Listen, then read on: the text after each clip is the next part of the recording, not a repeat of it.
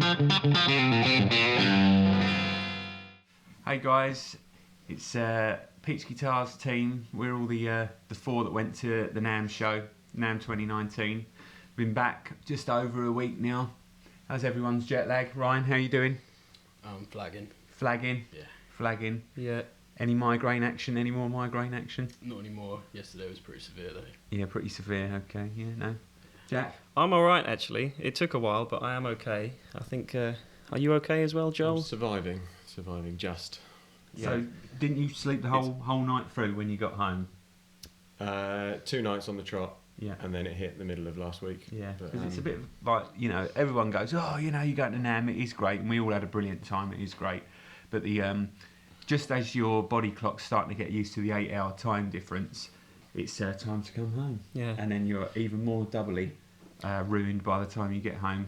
Not that we're meaning to open up this video with solid complaining. And negativity. Because we went to the NAMM show and it was fantastic. It was brilliant. Which leads us on to our next subject. Yeah, we had to get that out of the way. So we just wanted to put this little video together to kind of summarise what we went through, some of the great things that we experienced, and hopefully cover some things that you guys might have missed if you haven't seen all the coverage already.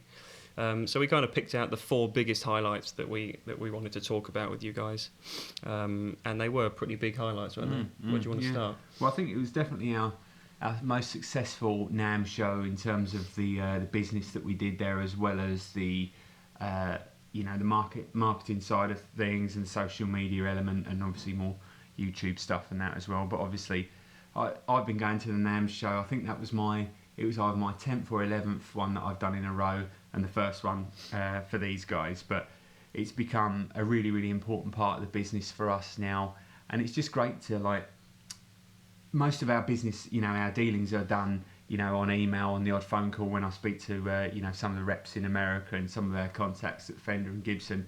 But it's just better to go and see people sometimes and just get better working relationships with them. So it's nice to, you know, see some of these guys that have become friends. So I'll start off with the Fender Custom Shop then, with talking about Dale Wilson.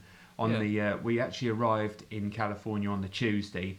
And then the first thing, Wednesday morning, we went down to see Dale Wilson at the Fender Custom Shop. What time did we leave? It was 7, wasn't it? Yeah, about 7. So Dale starts really, really early. He said he kind of likes to start pretty early, so he gets in there. There's less hustle and bustle going on in the factory, and kind of he gets a chance to go and pick through some of the woods that he wants for some of his builds when things are a little bit quieter. So we got down there nice and early. I think we were just there for about 8 AM it was in the end. We went in there, saw Dale. Dale's such a nice guy. He's an incredibly talented guitar builder, you know, and he's just really cool, fun guy to be around, because he's, you know, he's got a really nice, relaxed approach. But when you see the work that, you know, he produces, you know, his relics and you know, and even his NOS guitars are just absolutely amazing. And he gave us a guided tour around the Fender Custom Shop. Yeah. He's incredibly gracious with his time. Yeah. We saw pretty much the whole thing through his eyes almost, which was really nice. At the end of it, we had to basically say to him, you know, like, get back to it. You don't need to spend kind of any more time with us. You know, you're a busy man. And I've said before, when you see a John Cruz or a Dale Wilson guitar, I can tell who's made that guitar before I've even, you know, picked it up and played it, because of the little kind of signatures that they have in the build and the aging process and stuff as well. So that was very, very cool. It was a pretty full-on day, wasn't it? Because after that we went down to the Taylor event. We got that blue guitar, that blue one with the blue top. Well, I've only just found out about that. Again, it's the same thing. They had a custom guitar event, a restaurant called The Catch, really nice restaurant in Anaheim. And they just had a whole bunch of custom one-off pieces. And again, if you wanted to get any of those guitars, you just had to put your card on, and then they kind of raffled it off to who was going to get the chance to buy it. So we've got that one coming soon anyway. Then after that we had, it was a Fender Custom Shop event, a Gibson Custom Shop event, and then the Lowden one. Who wants to talk about Lowden? Well, yeah, the Lowden event was pretty incredible. I don't think any of us really knew what to expect going into that, did we? No. I mean, I thought it was going to be the announcement of maybe like an Ed Sheeran signature Wee Lowden. Had no idea he was obviously going to be there. And Draco Malfoy. Tom Felton. Yeah, Tom Felton. He's a real person. Serenading us in the courtyard. Those Sheeran guitars they are something a bit special for that price point. They're incredible, manufactured in Ireland still, so they've still got that real Lowden vibe about them. But for the price, they do look the real deal, don't they? You know, they're going to be, you know, under the watchful eye of George and his whole team, you know, because he knows, you know, George Lowden has got himself to a great position in the market where his guitars are getting stronger and stronger in terms of the sales and you know, the amount of high profile players that use them. Probably going to be some of the best sub £1,000 guitars that are on the market. We should see those. I think it's April, May time, but you know, it's going to be a big product launch for them. And get your orders in if you want one. Yeah, no, well, I think we were all quite taken aback by that announcement, and this was on the Wednesday night, so before the show had even started properly. Before that, we had the Gibson event, didn't we? When we first went in there and saw the new ranges that they've got lined up for 2019. I know, you know, obviously there's a lot that's already been said about what's happening with Gibson and the big changes, and you know, I'm super positive about everything moving forward with the great, you know, the team that they've got running it now with JC and Cesar. Those guys really know what they're doing, and you know, they're getting the guitars in the hands of the right players, and they're just giving us, you know, what we want and what you guys want, what the end user wants. You know, you want 50s style, basically Gibson guitars that are, you know, at several different price points. You know, some people that just want a Gibson guitar, they want it to look like a 50s style Gibson, but don't necessarily want the exact vintage replica style details. They just want something that looks cool but is a good modern playing guitar, which kind of leads us on to the new Les Paul Standard range that they're bringing out. And I believe the 50s Les Paul Standard one that they brought out from the USA range won the Best in Show under electric guitars. Oh, nice. So it's like, okay, you know, it's not reinventing the wheel, but like I say, it's giving the customers what they want. As always, you know, on these Gibson events and bits and pieces, the custom shop guitars are always just amazing. And with the 60th anniversary of the 59 Les Paul coming out this year, they've taken it to the next level in terms of how they're reproducing all the burst colours now. You know, a lot of guys, when they look at, you know, Bonamassa's Instagram, they see all of his 59 Les Pauls that he's got, and they're all slightly different colour because they faded a little bit more than others. And they're doing 10 different burst finishes, ranging from kind of the tobacco burst and really kind of the red cherry sunbursts, right through to the really faded, washed out kind of unburst, lemon burst type sort of thing, with kind of everything in between. So we were all really taken aback the first time we saw the Gibsons. Probably none more than Joel. Yeah, I would say you were pretty impressed by. I think it was the kind of USA range that really struck me with it, because you know the customs that we've had come in here, you know, since I've been here, have always been just stunning. You know, the tops on the Les Pauls and the 335s have been amazing, but to see the SGs that they've been given some love in the US series, and you know, particularly for me, the SG Junior was the model that I'm ultimately going to have to buy. That was great. The tops on the 60 Les Pauls that were there, they were, you know, they were stunning.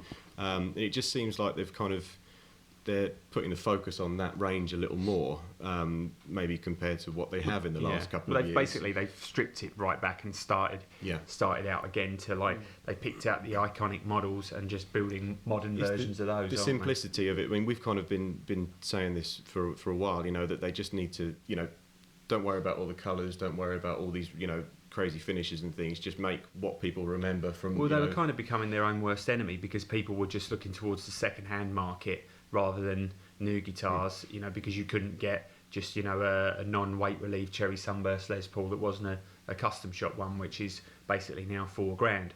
With this new range that's coming along, you know, they're doing some more of those Les Paul specials, aren't they, with the 2 pickups on as well. They're doing more. There's going to be more Vs, there's going to be more juniors and stuff coming out the custom shop as well. But the USA range is really going to be the one that kind of everyone can get stuck into, because there's 3 types of SG standards, wasn't there? There was a normal standard, Vibrola, the sideways Vibrola, and the Maestro as well. So it's kind of an SG there to cater for every taste. But the vibe in the room and just the feeling about the whole thing, it was so positive when you walked in there. And you know, JC, he started his speech with quoting the times they are changing and everything, and I thought you know, it just felt like there was something really, really kind of exciting about to happen. And obviously you've been out to Nashville prior to that, so you kind of had an idea. But for me, it was the first insight into how it works, and the positivity that came through from all the guys that showed us round and, you know, did the videos with us. It just really kind of rubbed off. It was absolutely buzzing, wasn't it? Every day as well. The Gibson booth, basically like 2 or 3 rooms that had all been opened up, and every day it was packed from start to finish. Just with people trying guitars out, and, you know, loads of celebs in there looking around, and it's just great to see Gibson strong again. And it has a knock-on effect. If Gibson and Fender aren't strong, it doesn't challenge the other builders to kind of keep their product, you know, up there. And for you as the end user, you know, it's a win-win, because you're going to get something that's even better, and having this competition all the time just makes for a better market for everyone. Anyone got to add anything about our NAMM exploits? What else did we get up to? What was that guy who I sat down with? What was his name? Stephen. Oh, that's him. Stephen Vai. Vai. Yeah, that was quite a big thing for us, and we were really pleased to be able to say that we were the knee. He made contact. Yeah. He spoke to There us. was He made eye definite contact. And we were really lucky. In case you guys missed it, we were the UK exclusive dealers to be able to have an interview with Steve Vai.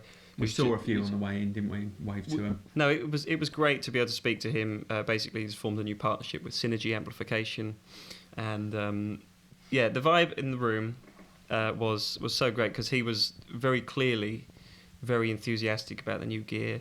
And to the point that we were, you know, schedules were tight. We were being told to cut our video short, and before we how long we he just wouldn't stop playing. We had 8 minutes, didn't we? I think it was, before we went in, and they said, look, you know, the first few people run over that were doing interviews with him, so you've got to get in there.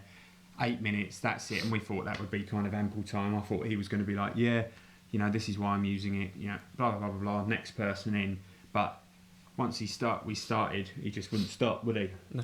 The interview's about, I think it's about kind of 12 minutes long, and 4 of that is talking, and the remainder is just him playing, and us just kind of all sat in awe, watching him, and getting this from the door, and we're like, we're not going to stop Steve Vai from, you know, we're in a room with somebody that's, you know, that he's kind busy. of status. Yeah, he's currently otherwise engaged.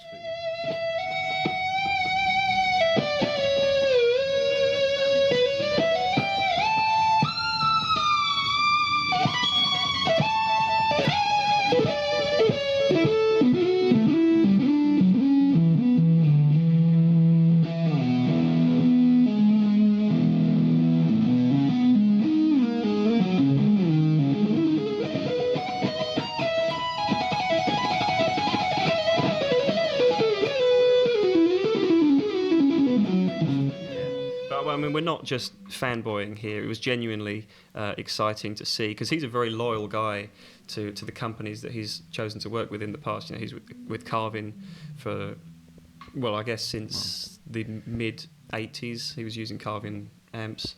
I believe he still is, but the idea now is that he's just been able to simplify his rig to such an extent using the Synergy rack modules. And so he was clearly very pleased about it, and so were we. To be able to be in that room. I was surprised to see him using some of the more vintage kind of type amp modules as well, like the Vox one and Bassman. Yeah, you know. But I guess a lot of the time, you know, the amps that he's used in the past are just modified versions of those classics, just with DS1s or SD1s and things like that pushed into the front, which was what he was getting out of his pedal board, wasn't it? Just basically into a small cranked preamp section into a, you know, fairly flat response tube power amp. He just got everything that he wanted, didn't he, from the foot switches straight away. And we're not just speculating here either. These are actually the words that were coming out of his mouth. Yeah. You know, he was very into the gear. Well, you watch the video. We'll put the it. link up to the video. You know, you'll be pleased to see that we hardly said anything, and he just got on with it, and you know, and did what he needed to do, and it was just amazing.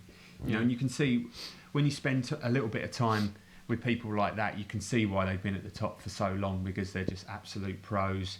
And you know, and when they're put on the spot, they just know exactly what to do, how to sell themselves, sell the gear, and it's just, you know, it's just amazing to be around people, you know, and legends like that. So he knew I was pooing myself basically before the interviews, and he was like, don't worry, I'll take over from here. But it's easy to get kind of not starstruck, but for it to be quite overwhelming in that situation. But he knew that. He knew that we were overwhelmed and a bit starstruck, and he was just like, "Fine, I can do what I need to do. Absolutely. I'm here to sell these amps." Because he could have just kind of shut down and just been like, "Oh, this will be a rubbish interview," you know. But he was great, and you know, just amazing. Like I say, to just be in the room with him doing that. But you know, just to be there and to hear that, you know, in the same room was a mega experience. I know, you boys were on a bit of a photo hunt as well, weren't you? Got a few snaps with a few of the guys.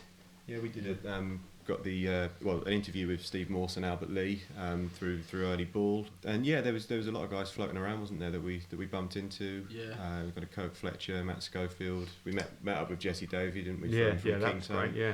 At the Two Rock stand. Yeah, that was an experience trying out the new Silver Sterling Signature from Two Rock, 150 watts.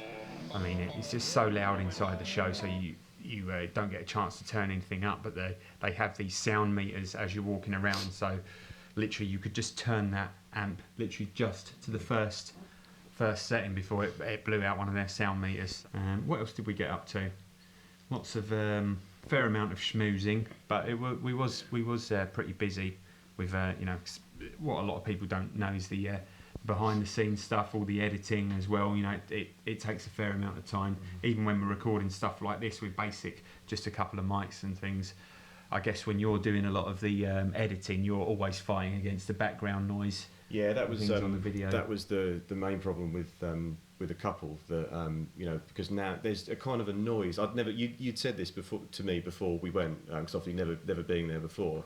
There's kind of a noise at NAMM that's just like an underlying kind of in the background, and you know, one of them, I think it was with Patrick James Eggle on the kind of, and he's opposite the Two Rock stand where this 150 watt amp is, and there's a lot of stuff going on there, and it just seems, the noise just seems to kind of meet in this corner. And I mean, I was stood probably 6 feet away with the camera, and I couldn't hear what the two of you were saying. But it came out okay, but you're constantly fighting against the background noise and the kind of, being nudged around by people when you're trying to hold the camera still and everything. But yeah, it was a mega experience. Well, I think we did well. I think the internet speed and the Airbnb was kind of a bit slow. Otherwise, we've got everything out there now, but we could have probably got it out a little bit quicker. But it's what it is. It's fine. It's no problems. Anyway, so hope we haven't bored you senseless. And that was just a quick NAMM recap. Obviously, there'll be more events and bits and pieces to come throughout the year. So we hope to speak to you all soon. Cheers. Yeah. Thanks, guys. Bye bye.